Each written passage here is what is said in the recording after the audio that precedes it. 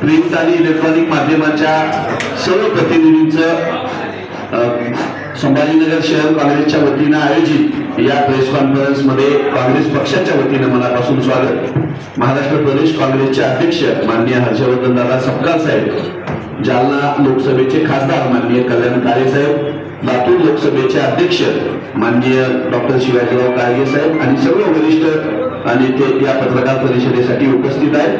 पत्रकार बांधवांचं मी काँग्रेस पक्षाच्या वतीनं स्वागत करतो। आपण पत्रकार परिषद सुरू करतो। माननीय हर्षवर्धन दादा आपल्याला संबोधित करतील। सर्व सन्माननीय पत्रकार बंधू, आमच्या पक्षाचे सर्व उपस्थित आदरणीय नेते, संघटना बांधणी हा एक निरंतर चालू असणारा एक उपक्रम आहे आणि पक्ष म्हणून आम्ही त्याला म्हणतो तो म्हणजे दुसरं काही नसून नव्या दमाची कार्यकर्ते पक्षात आणणे, त्यांना निष्ठांकडून मार्गदर्शन मिळवून देणे, हे एक चक्र सातत्याने सुरू असलं पाहिजे। प्रदेशच्या पदाधिकाऱ्यांना मान सन्मान आहे, जिल्ह्यातल्या पदाधिकाऱ्यांना मान सन्मान आहे, मात्र खालच्या पदाधिकाऱ्यांच्या संदर्भामध्ये एक वेगळी बांधणी आणि वेगळी भूमिका घेऊन आम्ही निघालोय। एक संरचना निवडणुका नुकत्याच संपन्न झाल्या, नुकत्याच म्हणजे स्थानिक स्वराज्य संस्थांच्या निवडणुका झाल्या आणि विशेष करून मराठवाडा परिसरात जिल्हा परिषद, नगरपालिका, महानगरपालिका या निवडणुका बहुतांश ठिकाणी संपन्न झाल्या। येणाऱ्या निवडणुकांपर्यंत आम्ही काय करणार आहोत याचं नियोजन जिल्हा आढावाच्या बैठकीच्या अनुषंगाने करत आहोत।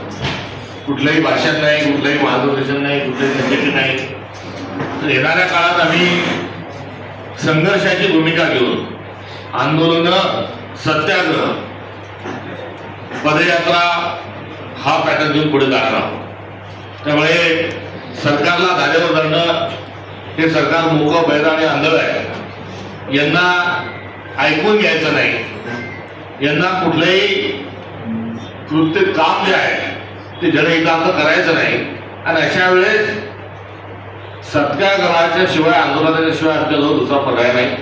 त्यामुळे मोठ्या प्रमाणावर आगामी काळात काँग्रेस पक्ष रस्त्यावर दिसेल, संघर्षाची भूमिका घेतलेला दिसेल।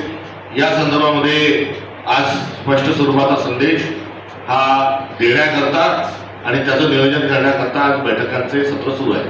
तर दुसऱ्या बाजूला जी संरचना आमची जी आहे, जी अखिल भारतीय काँग्रेस कमिटीने फार आधीच आम्हाला जो मॅन्डेट दिला होता तो आता पूर्ण करण्याच्या दिशेने आम्ही जात आहोत।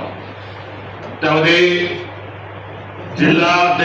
जिल्हाध्यक्षांची कार्यकारिणी, जिल्ह्याच्या फ्रंटलचे सर्व अध्यक्ष, फ्रंटलचे सर्व डिपार्टमेंटचे सर्व अध्यक्ष हा जिल्हा स्तरावरचा ढाचा आमचा राहणार आहे।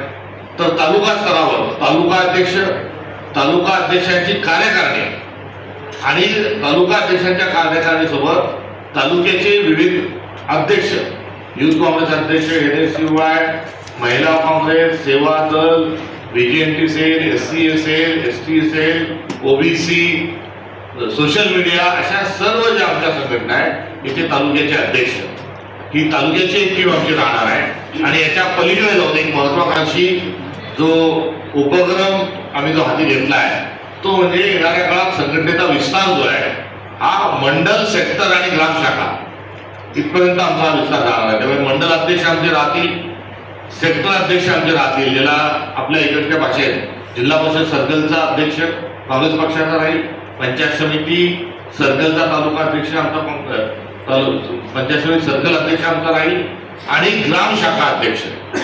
प्रत्येक गाव तिथे शाखा, हे 28,000 गावांमध्ये शाखा उघडण्याचं आणि ही अशी एक संरचना घेऊन आम्ही पुढे जात आहोत। आज त्यासाठीच ही बैठक आणि आढावा या ठिकाणी संपन्न होत आहे। तर जी महानगर आहे त्या महानगरांमध्ये त्या ठिकाणी देखील आमचं मंडल आणि सेक्टरची संरचना राहणार आहे, जिथे प्रभाग